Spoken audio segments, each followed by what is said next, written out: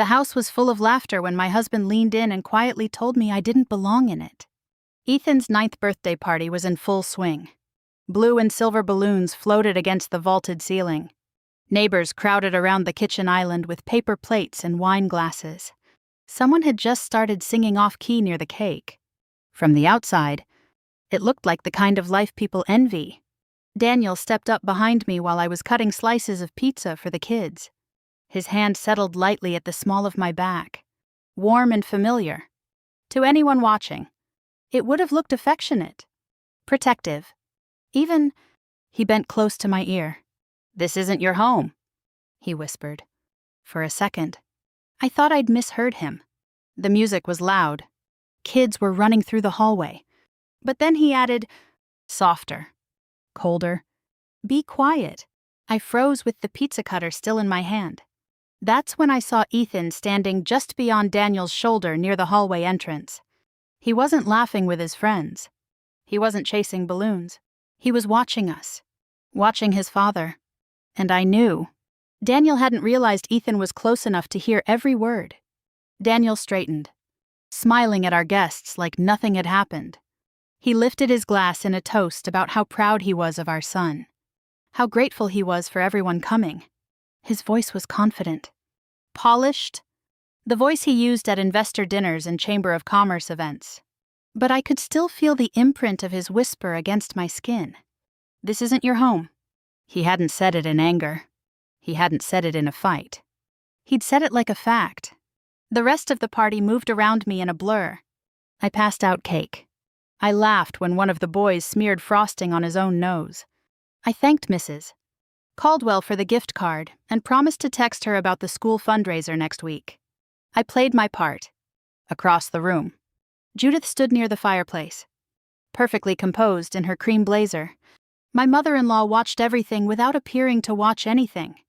When our eyes met, she gave me a small, polite smile. It didn't reach her eyes. By the time the last neighbor left and the balloons started to sag toward the ceiling, the house felt different, quieter, like the walls were listening. Daniel carried trash bags to the garage and hummed under his breath. He looked relaxed, satisfied. Ethan didn't. He hovered near the edge of the kitchen, clutching the new science kit he'd barely opened. When I knelt to gather wrapping paper, he stepped closer. "Mom?" His voice was small. "Yes." "Baby, are we moving?" The question hit harder than the whisper. "Why would you think that?" I kept my tone light, steady. He looked toward the hallway, then back at me. "Dad said this isn't your home." There it was. Not imagined. Not misheard. My throat tightened, but I forced a calm smile. "You must have misunderstood." Ethan shook his head slowly. He said it quiet. "Like you weren't supposed to hear, and then he told you to be quiet." I felt something shift inside me then. Not panic. Not even anger. Clarity. I kissed Ethan's forehead and told him no one was going anywhere. That this was our house. That sometimes grown-ups said strange things when they were stressed.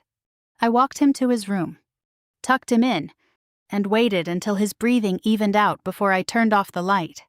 In our bedroom, Daniel was already changing into sweatpants. "What did you mean earlier?" I asked, keeping my voice neutral. He glanced at me in the mirror. "About what?" "At the party." He gave a soft laugh. "Claire, you're exhausted. It's been a long day. You said this isn't my home." He shook his head, amused. "I didn't say that." "Yes." "You did?" He walked past me toward the bed. "You're being dramatic." Dramatic. The word landed heavier than the whisper. "We're expanding next quarter," he continued, pulling back the covers. "There's a lot at stake. I need you steady. Not spiraling over nothing. Nothing." I watched him slide into bed like the conversation was finished. Like I was the one who had imagined it. My phone buzzed on the nightstand. Daniel's screen lit up as well. And for a split second I saw the preview before he flipped it face down. "Judith, did you say it?" My stomach dropped. Later. Long after Daniel's breathing turned deep and rhythmic beside me. I slipped quietly out of bed and padded downstairs. The kitchen lights were still dimmed from the party. Frosting streaks clung to the counter. I opened my laptop and logged into the county property records portal. It was something I'd never needed to check before. The house had always felt solid. Ours. The page loaded slowly. When the ownership information appeared, I leaned closer to the screen. The property was no longer listed under Daniel Bennett alone. It was registered to Bennett Development Holdings, LLC, and my name was nowhere on it. I stared at the screen until the letters blurred. Bennett Development Holdings, LLC. Not Daniel Bennett. Not Daniel and Claire Bennett. Just the company. For a long moment, I told myself there had to be a reasonable explanation. Maybe it was a tax move. Maybe it was temporary. Maybe I had signed something without thinking too hard about it. But my name wasn't there. I refreshed the page. Same result. I clicked into the details. The transfer had been recorded 6 months earlier. The same month Daniel insisted we refinance for better terms and future flexibility. I closed the browser and logged into our mortgage portal. Or I tried to. My password didn't work. I stared at the error message, then hit forgot password. The reset link went to my old email address, the one I had used when I still handled invoices for the company. I hadn't touched it in months, but I still knew the login. Within minutes, I was inside the account.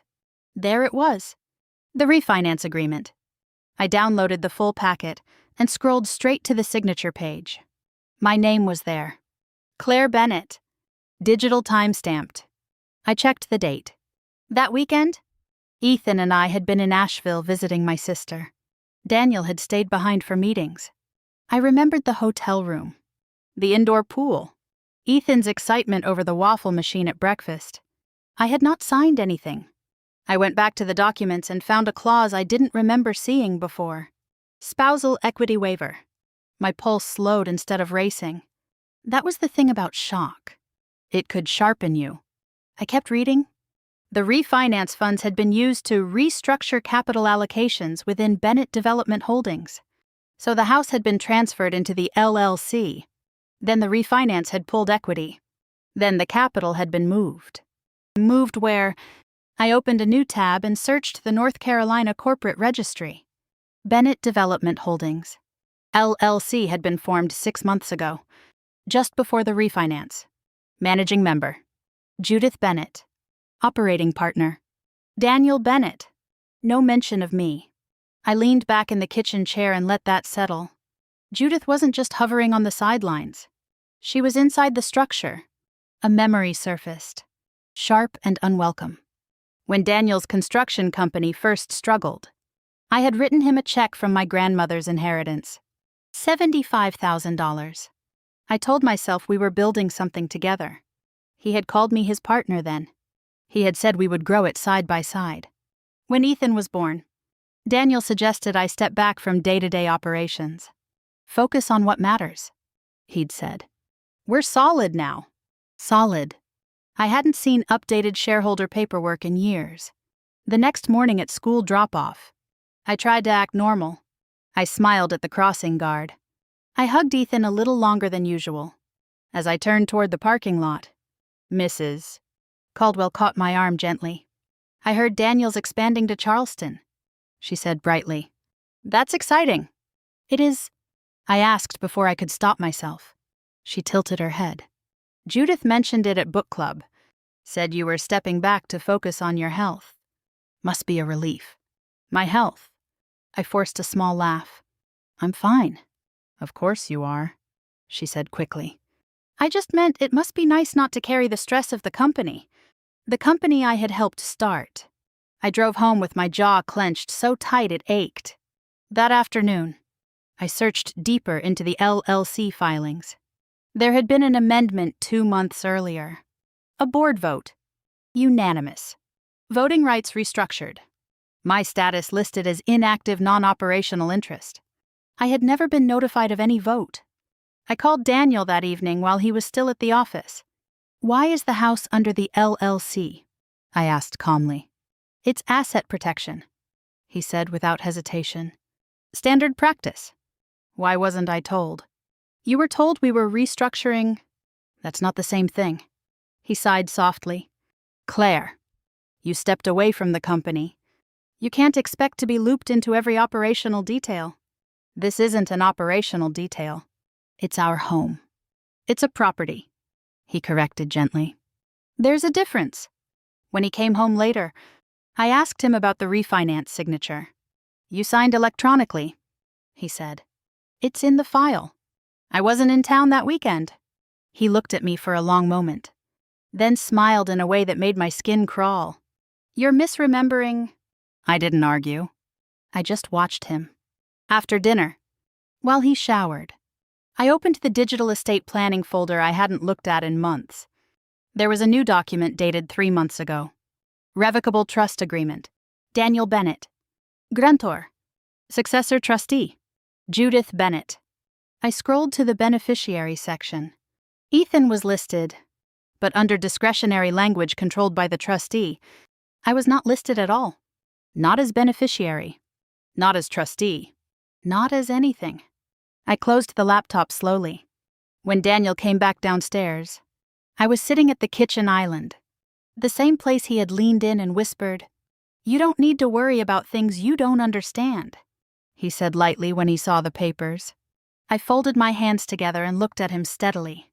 Then explain it to me. He didn't. Instead, he picked up his phone. A message flashed across the screen before he turned it away. Judith, keep it steady. I understood something then. The whisper hadn't been spontaneous. It had been a test. And according to the paperwork, he already believed he'd won. The lawyer's office smelled like coffee and old paper. And for the first time in days, I felt something close to steady. Her name was Rebecca Sloan. Mid-40s. Sharp eyes. No wasted movements. I slid the stack of documents across her desk without commentary. Refinance agreement. LLC formation papers. Trust summary. Operating agreement. She read in silence, flipping pages with deliberate care. The ticking of the wall clock sounded louder than it should have. Finally, she looked up. Did you ever sign a post-nuptial agreement? No. She nodded once. Good. Because what he's doing isn't final. It's positioning. Positioning. She turned the operating agreement toward me and tapped a paragraph halfway down the page. Spousal removal provision. She read aloud. In the event of voluntary or involuntary separation, non-operational spouse equity converts to fixed payout based on internal valuation. I stared at the words. What does that mean? I asked. It means if you separate, she said calmly. Your share gets bought out at a price he controls, and the valuation formula excludes projected expansion profits. So I walk away with less than it's worth. Significantly less. She leaned back in her chair. The deed transfer to the LLC complicates things, but it doesn't erase marital interest. However, if you signed a postnup reinforcing this structure, it would strengthen his position. He tried to get me to sign one at Christmas. Rebecca's expression didn't change. Of course he did. I told her about the whisper, about Ethan hearing it, about Judith's message. Rebecca didn't interrupt. This isn't spontaneous, she said when I finished. This is a long game. Form LLC. Transfer deed. Refinance. Draft postnup. Control the narrative. File first. File first. If he files for divorce before you do, he frames the story. I left her office with copies of everything and one clear instruction. Document. Do not confront emotionally. Move deliberately. At a neighborhood luncheon 2 days later, I felt the narrative tightening around me. I'd almost skipped it, but avoiding people would only confirm rumors. So I wore a navy sweater, fixed my hair, and smiled. I heard you're taking a break, one woman said gently while we stood near the buffet table. A break from what? From the company. Judith mentioned you've been overwhelmed. It's good Daniel's steady. Overwhelmed.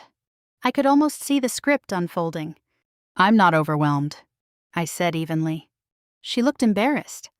Of course not. I just meant, it's fine. I cut in softly. By the time I got home, I understood something new. This wasn't just about paperwork. It was about credibility. If I looked unstable, disengaged, uninformed, then any move Daniel made would seem reasonable. That afternoon, I logged into the company's shared calendar. My access still worked, for now. There had been a board vote 2 months earlier. Unanimous decision to amend voting rights. Signed by Daniel Bennett and Judith Bennett. My name appeared only once. Inactive non-operational interest. Inactive. I scrolled further and found meeting minutes referencing initial capital contributions. I picked up my phone and called Mark Ellison, the accountant who had handled the company's books in the early years before Daniel hired someone new. He hesitated when I asked about expansion funding. "Claire," he said carefully, "a significant portion of that early capital came from your inheritance." "I know." "No," he said softly. "It was leveraged." "How?" "It was used as part of the collateral structure when they refinanced." "That money didn't disappear. It multiplied." After I hung up, I sat very still. My grandmother's inheritance hadn't just helped start the company. It had helped secure its future growth, and I had been quietly moved out of the center of it. That evening, I didn't wait. I met with an attorney. I told Daniel over dinner. His fork paused midair for a fraction of a second before he resumed eating. "Why?" "Because the house is in an LLC I don't own. Because my name is off the trust. Because you drafted a postnup." He set his fork down slowly. "You're overreacting." "I don't think I am." He leaned back in his chair. "You wouldn't survive a fight like that." "Claire." There it was. Not shouted. Not dramatic. A simple statement of belief. "I'm not looking for a fight," I said. "Then don't start one." Ethan walked into the kitchen at that moment, and Daniel's entire posture shifted. His voice softened. He asked about homework. He ruffled Ethan's hair. The performance was seamless. Later that night, Ethan came into our room and stood by the bed. "Dad says you don't understand business," he said quietly. I swallowed. "Who told you that?" "I heard him tell Grandma." I pulled him into my arms and felt the steady beat of his heart against mine. After he went back to his room, I opened the corporate registry again. There was an amendment I hadn't noticed before. A new member added to the LLC 3 months ago. Caroline Pierce, Daniel's older sister in Charleston.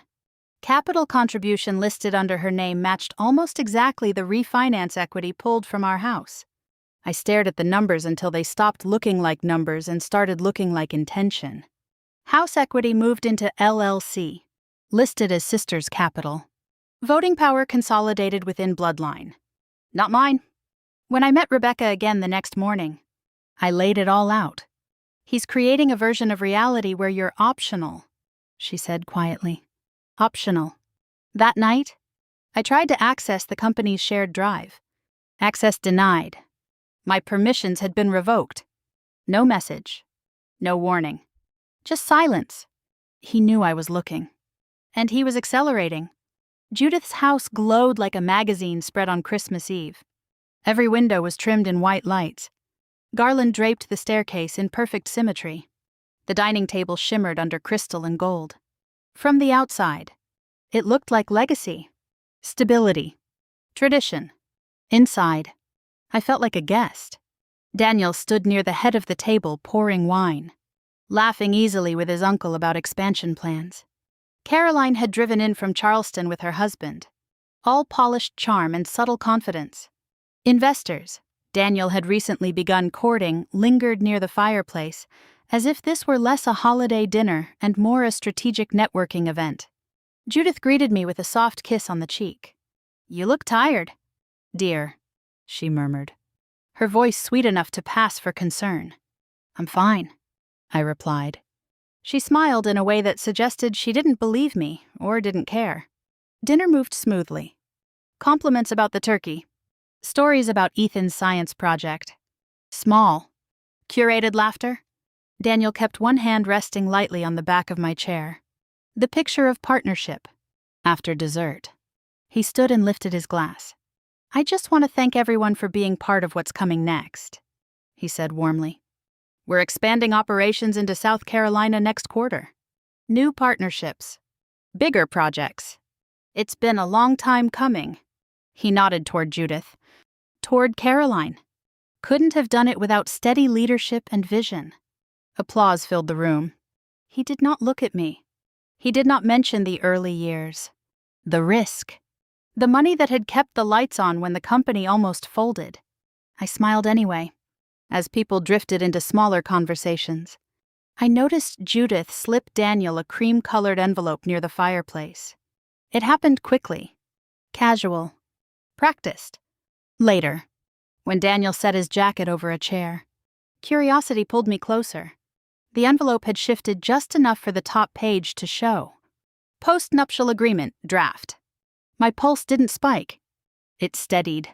In the quiet of Judith's formal living room, I was suddenly back in our first apartment, sitting cross-legged on the floor with Daniel, writing a check from my grandmother's inheritance. He had taken my hands and told me we were building something together, that no one would ever come between us and what we created.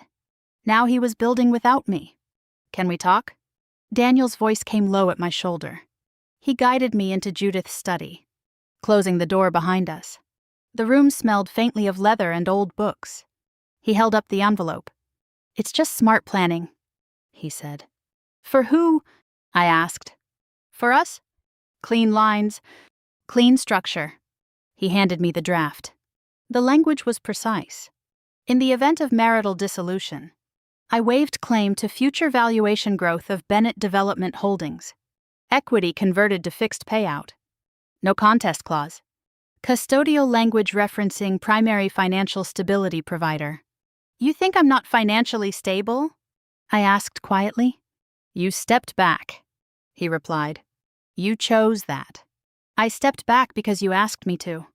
He shrugged lightly. It made sense at the time. And now we need clarity. Clarity. You're asking me to sign away the growth of a company I helped start. You're emotional, he said gently. This is business. The door creaked slightly, and I saw Ethan at the end of the hallway, pretending to look for cookies. Daniel's tone shifted instantly. We'll talk later, he said, smiling. On the drive home? Ethan stared out the window. Dad said it's just business, he said softly from the back seat. What does that mean? It means adults don't always explain things well, I replied. He didn't look convinced. Back at our house, the decorations still glowed warmly against the dark. Daniel carried in leftovers like nothing had happened. I set the unsigned post-nuptial agreement on the kitchen island, the same place he had leaned in and whispered days earlier. I reread the clause about custodial arrangements. Primary physical custody contingent on financial stability and residence continuity. Residence continuity. If the house were sold, if I signed away equity, if I appeared disengaged from the company, the structure tightened. I flipped back through the document and saw a paragraph I hadn't fully registered before. In the event of separation, temporary residence rights granted to managing member pending asset distribution. Managing member. Judith. Which meant if things moved quickly enough, if paperwork was filed cleanly enough, if I signed, I could be asked to leave. Not loudly. Not violently. Just administratively. Daniel came downstairs in sweatpants, scrolling through his phone. Have you read it? He asked casually. I have. And I'm not signing it. His jaw flexed slightly. You're making this harder than it needs to be. For who? For everyone. He stepped closer, lowering his voice. Sign it quietly, he said. The same tone, the same certainty, as if this were already decided. I met his eyes and held them. No, for the first time that night, something flickered across his face that wasn't confidence. It wasn't anger either. It was calculation. And I understood something with chilling clarity. He wasn't asking anymore. He was preparing. Ethan was drawing instead of playing with his new Christmas gifts. The house was quiet the morning after Christmas.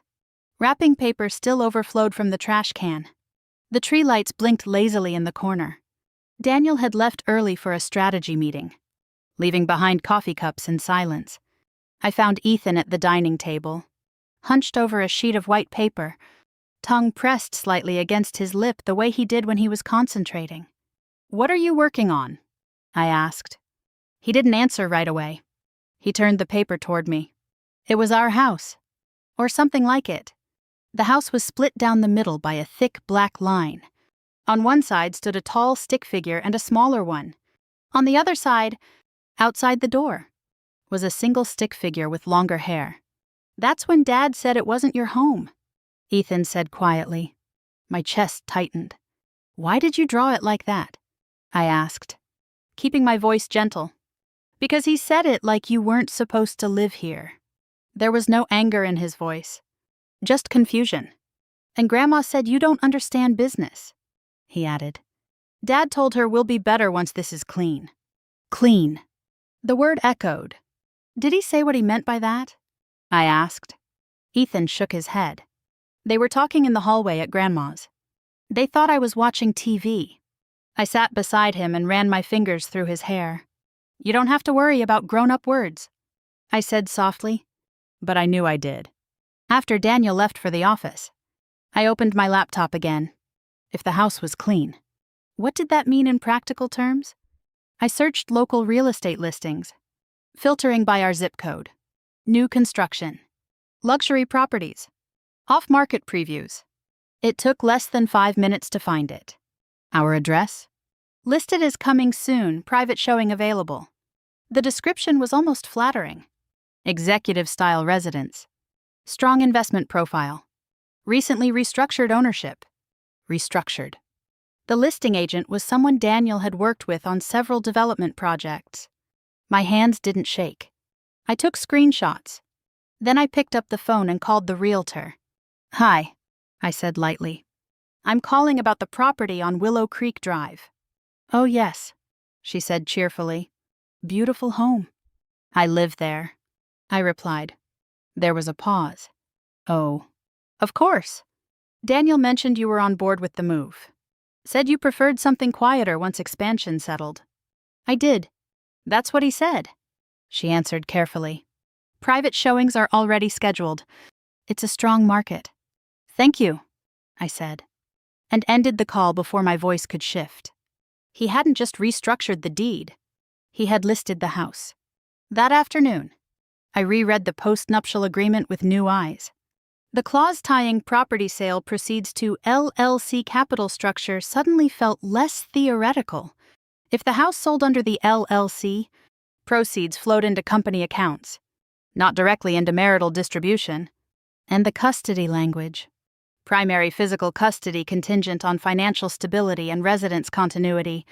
If the house was sold and I had no equity, no operational role in the company, no immediate income stream, he could argue instability. I called Rebecca. "He's listed the house," I said. Silence on the other end. Then, "We file a notice of marital interest immediately." What does that do? It alerts potential buyers that the property is subject to dispute. It slows everything. And if he files first for divorce, then he frames it as a necessary restructuring. We move now. By the time Daniel walked in that evening, I had printed the listing and placed it on the kitchen counter.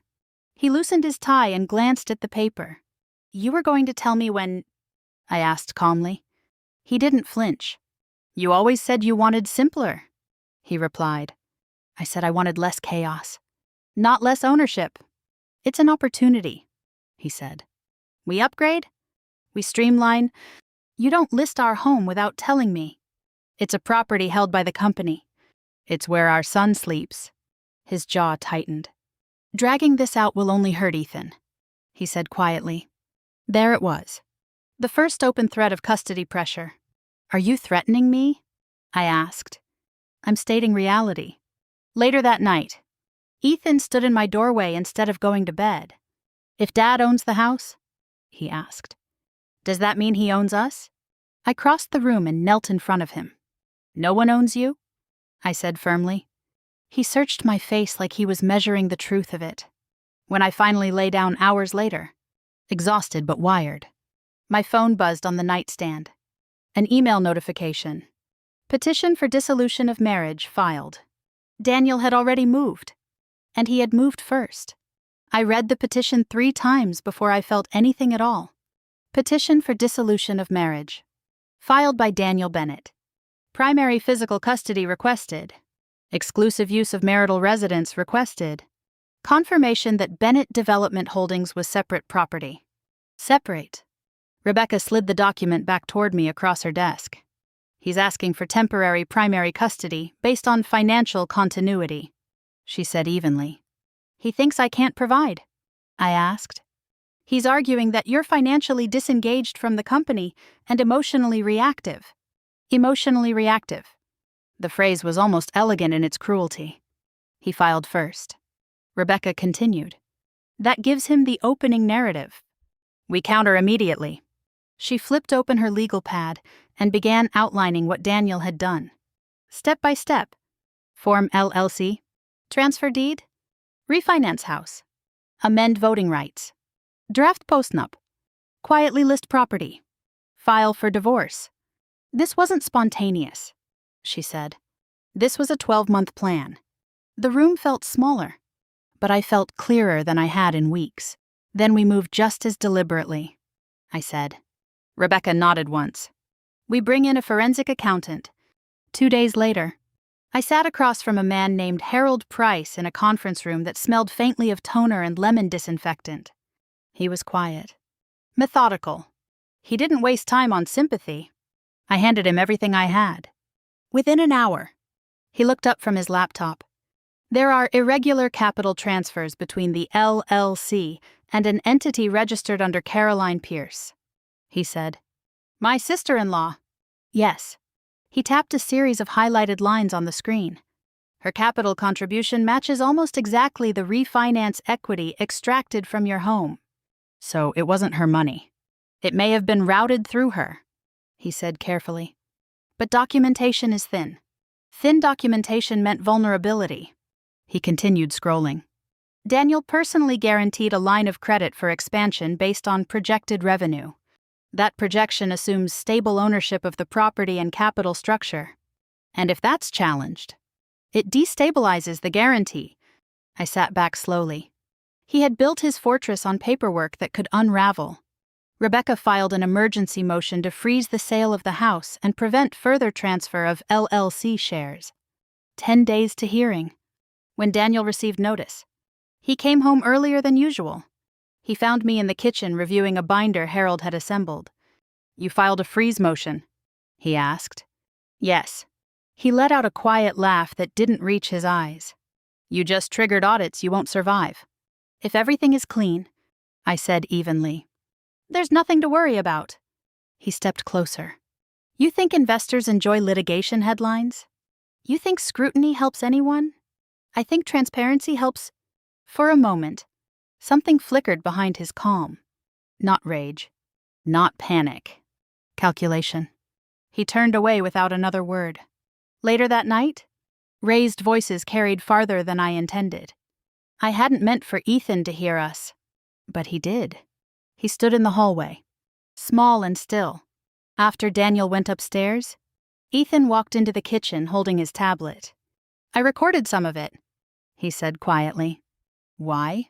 So no one lies. I took the tablet with shaking hands. The audio was imperfect. But clear enough? Daniel's voice. Low and clipped. I built this life. You just lived in it. The words hit harder the second time. I closed the recording and pulled Ethan into my arms. You don't have to protect me, I whispered. I want to, he said. That night, Harold sent an email just before midnight. Subject line: Urgent liability exposure. I opened it immediately.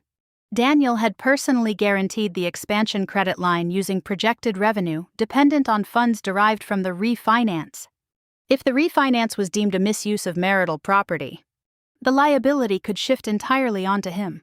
He had tried to move assets quietly, but in doing so, he had exposed himself personally. I sat at the kitchen island, the same place where he had first leaned in and whispered that it wasn't my home. For the first time since that night, I didn't feel cornered. I felt positioned. He thought he was removing me from the board. What he hadn't calculated was that I still understood the structure better than he believed. And when this went to court, it wouldn't just be about who owned the house. It would be about who had built it in the first place. The courtroom was colder than I expected. Charlotte Family Court. Second floor. Early morning. Fluorescent lights hummed faintly overhead. Daniel stood across the aisle in a tailored navy suit, his expression carefully neutral. Judith sat behind him, posture perfect, hands folded in her lap. He didn't look at me. Rebecca arranged our binder in precise stacks. Harold sat one row back, calm and observant. When the judge entered, the room settled into stillness. Daniel's attorney began smoothly. My client maintained the marital residence and oversaw the growth of Bennett Development Holdings, while Mrs. Bennett voluntarily withdrew from operations. He seeks temporary primary custody to ensure financial continuity and stability for the child. Financial continuity. Stability. The words were deliberate. They framed me as optional. Rebecca rose when it was our turn. Your Honor, she began evenly, we are requesting a temporary freeze on the sale of the marital residence and preservation of corporate records pending equitable review. She introduced the refinance timeline, the deed transfer, the formation of the LLC, the spousal removal clause. The judge leaned forward slightly. Harold's affidavit was submitted into the record. It outlined circular capital movement between Bennett Development Holdings and an entity registered under Caroline Pierce. Daniel's attorney objected to characterization. The judge asked a simple question. Is the sisters' capital contribution documented independently of the refinance proceeds? There was a brief pause before Daniel's attorney responded. It is documented as a private investment. Independent documentation. The judge pressed. Another pause. No, Your Honor. A small shift in the air. Rebecca then introduced the audio recording. We are not submitting the child as a witness, she clarified. But this recording reflects tone and pattern relevant to custodial positioning. The judge allowed a brief portion to be played. Daniel's voice filled the quiet courtroom. I built this life. You just lived in it. The words hung there, heavier in public than they had in my kitchen. Daniel's jaw tightened almost imperceptibly. His attorney attempted to contextualize the statement as marital frustration. The judge made a note without comment. Rebecca moved to the liability structure next. Your Honor, Mr. Bennett personally guaranteed expansion credit based on projected revenue that relied on refinance proceeds derived from the marital residence. If the refinance is challenged as improper use of marital property, the guarantee structure destabilizes. The judge looked directly at Daniel. Were you aware your spouse had not explicitly consented to personal guarantee risk tied to the refinance? Daniel hesitated. She signed the refinance. That was not the question, the judge replied. A second of silence. No, Daniel said. Judith shifted in her seat. The judge requested clarification of Judith's role in the LLC. She stood briefly. I stepped in to help with structure when Claire chose to step back, she said smoothly. Rebecca produced earlier filings listing me as initial capital contributor and minority shareholder. Mrs. Bennett's contribution formed the foundation of expansion capital, Rebecca said calmly.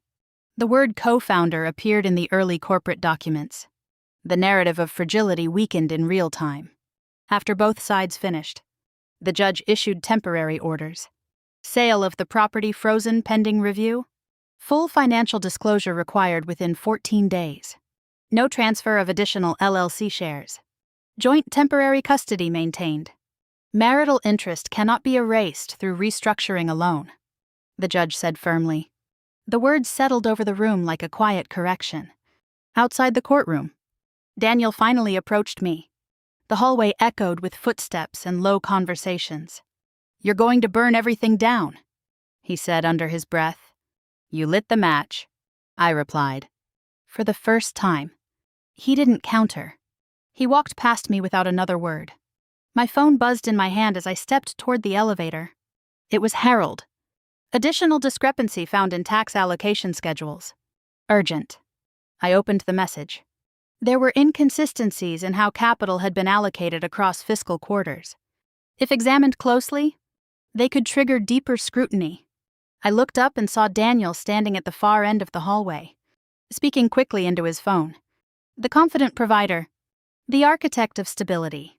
For the first time, he looked unsure. The whisper had been meant to shrink me. But in the sterile quiet of that courtroom, it had done something else entirely. It had exposed him. The second report from Harold arrived on a gray Tuesday morning, and it changed the temperature of everything. I sat across from him and Rebecca in the same conference room, the blinds half drawn against a thin winter light. Harold rotated his laptop toward us. There are misclassified capital allocations tied to the expansion projections, he said. Revenue was forecasted using refinance-derived liquidity, but the internal schedules don't match the public summaries. In plain English, I asked. In plain English? If someone audits this aggressively, questions get asked. Big questions. Rebecca pressed. Big enough. I didn't feel triumphant. I felt sober. This isn't about destroying the company, I said quietly. It's about the truth. Rebecca nodded. And the truth is leverage. Word travels quickly when money is involved. Within a week, 2 investors requested private clarification meetings with Daniel. Expansion timelines slowed. Caroline quietly withdrew her future capital commitments, citing market caution. Judith called me for the first time without venom in her voice. This doesn't have to become public, she said. It already is, I replied. Silence. You're risking everything, she added. No, I said evenly. He did. The final hearing was scheduled for a rainy Thursday. The courtroom felt smaller this time, as if everyone understood more of what was at stake. Daniel looked tired, not defeated, but thinner around the edges. Rebecca laid out the timeline with precision. The LLC formation, the deed transfer, the refinance, the postnuptial draft, the listing of the house. The personal guarantee? Harold's affidavit was entered into the record in full. Daniel's attorney argued intent, growth strategy, protection of assets. Rebecca countered with pattern. Your Honor, she said. This was not merely restructuring. It was consolidation without transparency. The judge asked Daniel directly. Why was your spouse not informed of the guarantee risk tied to the refinance? Daniel's answer was careful. I believed it was implied consent. Implied. The judge repeated. Rebecca introduced the early capital documentation. My original investment from my grandmother's inheritance, the designation of co-founder in early filings. Daniel didn't look at me. When the judge spoke, his voice was calm. Marriage is not a corporate takeover, he said. The words settled over the room. The ruling was measured, not dramatic. The house remained marital property pending equitable distribution. My early capital contribution was recognized formally in the company's valuation structure. Temporary primary residential custody was granted to me, with a structured co-parenting schedule. Full financial disclosure was ordered, including tax allocation schedules and guarantee documentation. No applause. No visible celebration. Just correction. Outside the courthouse, the rain had softened into mist. Daniel approached me slowly. You didn't have to go this far, he said. You did, I replied. The moment you told me it wasn't my home. For a long second, he looked like he might argue. He didn't. He walked past me and down the wet steps without looking back. When I stepped into our kitchen later that afternoon, the house felt different. Not larger. Not smaller. Mine. Ethan was sitting at the table with the drawing he'd made weeks ago. The house split in half. The small figure outside. He looked up when I came in. So, is this our house? He asked. I set my bag down and walked over to him. This is our home, I said. And no one can whisper that away. He studied my face, then picked up a piece of tape and carefully pressed the 2 halves of the paper back together. He didn't throw it out. He fixed it. That night, after he went to bed, I stood alone at the kitchen island, the same place where Daniel had leaned close and quietly tried to shrink me. This isn't your home. The words had been meant to erase me, to make me doubt my footing. to make me quiet. What he didn't understand was that homes aren't claimed in whispers. They're claimed in truth, in paperwork, in standing still when someone expects you to move. I didn't burn anything down. I simply refused to disappear. If you've ever been told you didn't belong in your own home or in your own life, you know how quietly those words can shake you. Sometimes the real show doesn't begin when someone tries to erase you. It begins when you decide not to step aside. If this story felt familiar, or if you've ever had to stand your ground inside your own family, tell me what you would have done. I read every comment. And if stories about justice, family drama, and finding your strength in the middle of betrayal speak to you, stay with me. There's more ahead. This was my home, and I never needed permission to stay.